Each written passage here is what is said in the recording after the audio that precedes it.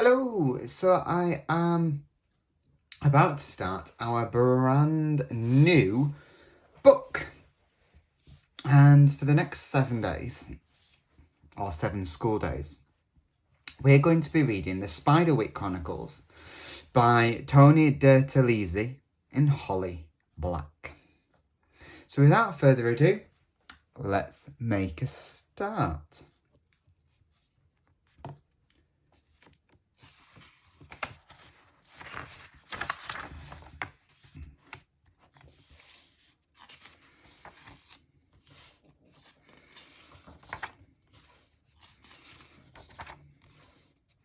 Get to the bits where it needs some reading. Okay.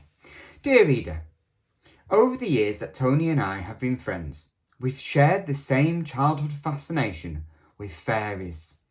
We did not realise the importance of that bond or how it might be tested. One day, Tony and I, along with several other authors, were doing a signing at a large bookstore.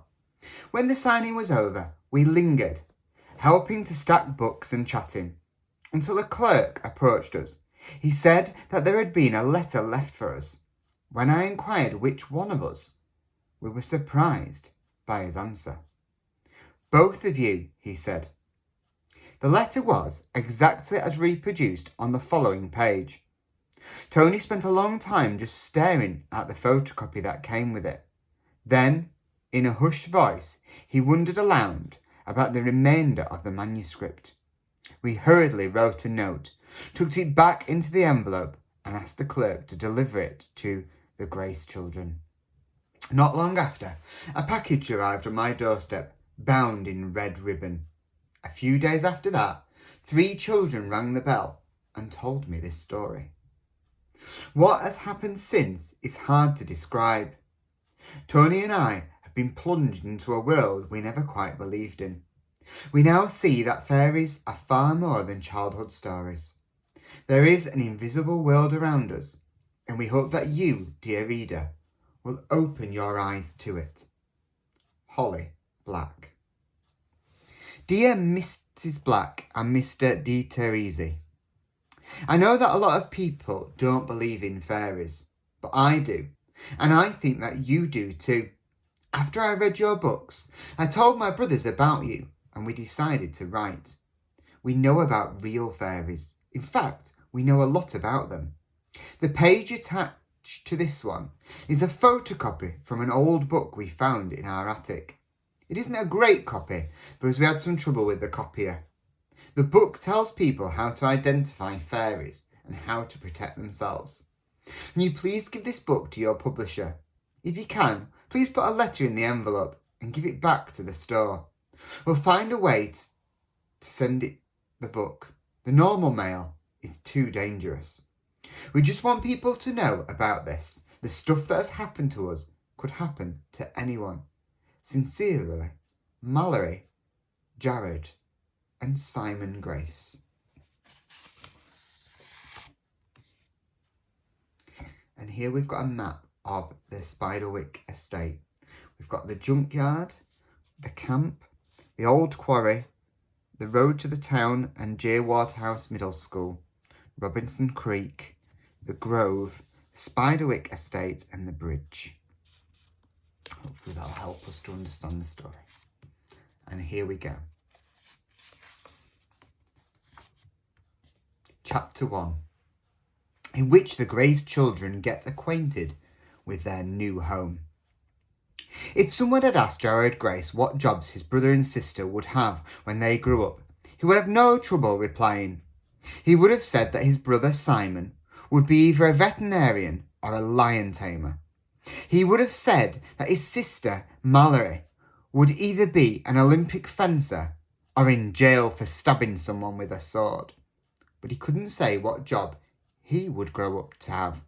Not that anyone asked him. Not that anyone asked his opinion on anything at all. The new house, for instance, Jared Grace looked up at it and squinted. Maybe it will look better blurry. It's a shack, Mallory said, getting out of the station wagon. It wasn't really, though. It was more like a dozen shacks that had been piled on top of one another.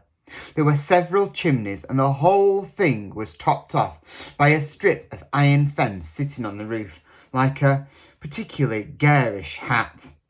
"It's not so bad," their mother said, with a smile that looked only slightly forced. "It's Victorian." Simon, Jared's identical twin, didn't look upset. He was probably thinking of all the animals he could have now. Actually considering what he'd packed into their tiny bedroom in New York, Jared figured it would take a lot of rabbits and hedgehogs and whatever else was out here to satisfy Simon. "Come on, Jared," Simon called. Jared realised that they had all crossed to the front steps, and he was alone on the lawn, staring at the house. The doors were faded grey and worn with age. The only traces of paint were an intermediate cream stuck deep in crevices and around the hinges. A rusted ram's head door knocker hung from a single heavy nail in its centre. Their mother fit a jagged key into the lock, turned it, and shoved hard with her shoulder. The door opened into a dim hallway. The only window was halfway up the stairs, and its stained glass panes gave the walls an eerie reddish glow. "It's just like I remember," she said, smiling. "Only rubbisher," said Mallory. Their mother sighed, but didn't otherwise respond. The hallway led into a dining room. A long table with faded water spots was the only piece of furniture. The plaster ceiling was cracked in places, and a chandelier hung from frayed wires. "Why don't you three start bringing things in from the car?" their mother said. "Into here?" Jared asked. "Yes, into here." Their mother put down their suitcase on the table, ignoring the eruption of dust. "If your great Aunt Lucinda hadn't let us stay, I don't know where we would have gone. We should be grateful." None of them said anything. Try as he might, Jared didn't feel anything close to grateful. Ever since their dad moved out, everything had gone bad.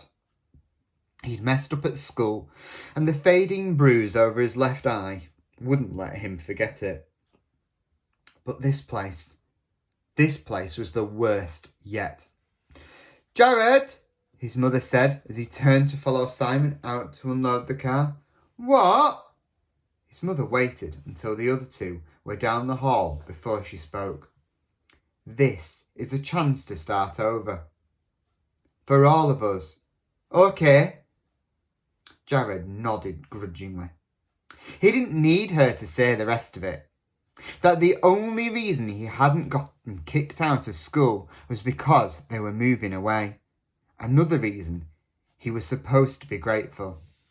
Only he wasn't.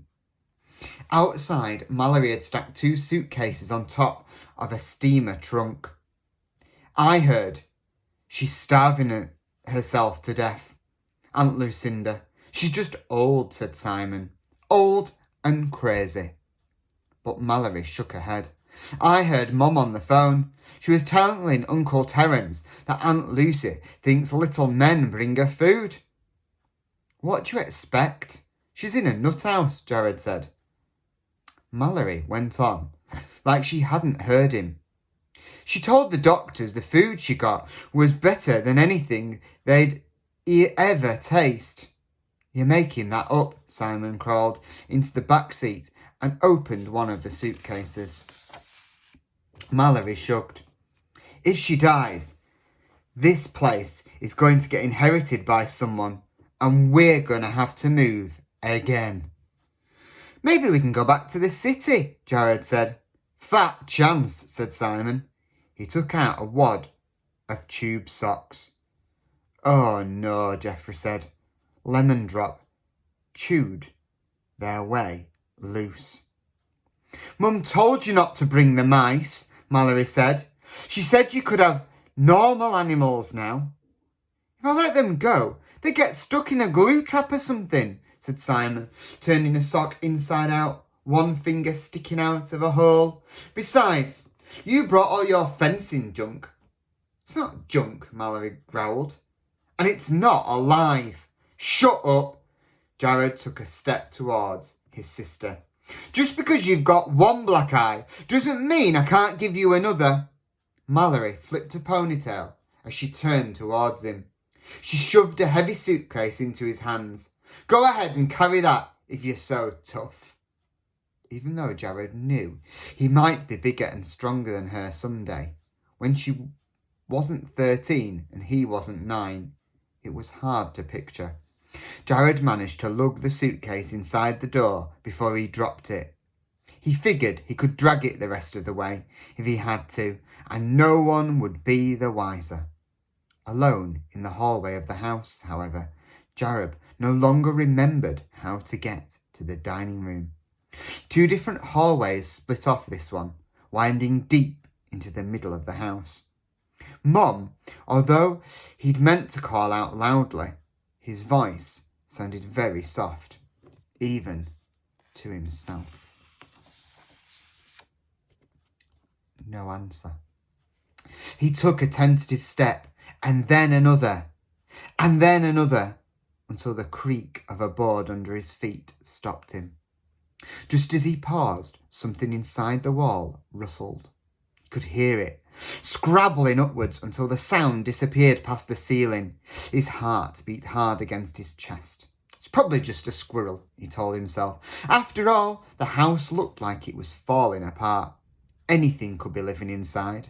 They'd be lucky if there wasn't a bear in the basement and birds in the heating ducts. That was, if the place even had heat. Mom, he said again, feeling more faintly. Then the door behind him opened and Simon came in, carrying mason jars with 2 bug-eyed grey mice in them. Mallory was right behind him, scowling. I heard something, Jared said. In the wall. What? Simon asked. I don't know. Jared didn't want to admit that for a moment he thought it was a ghost. Probably a squirrel. Simon looked at the wall with interest. Brocaded gold wallpaper hung limply, peeling and poking in places. You'd think so, in the middle of the house. I always wanted a squirrel. No one seemed to think that something in the walls was anything to worry about. So Jared didn't say anything more about it. But as he carried the suitcase to the dining room, Jared couldn't help thinking about their tiny apartment in New York and their family before the divorce. He wished this was some kind of gimmicky vacation and not real life. And that's the end of chapter 1.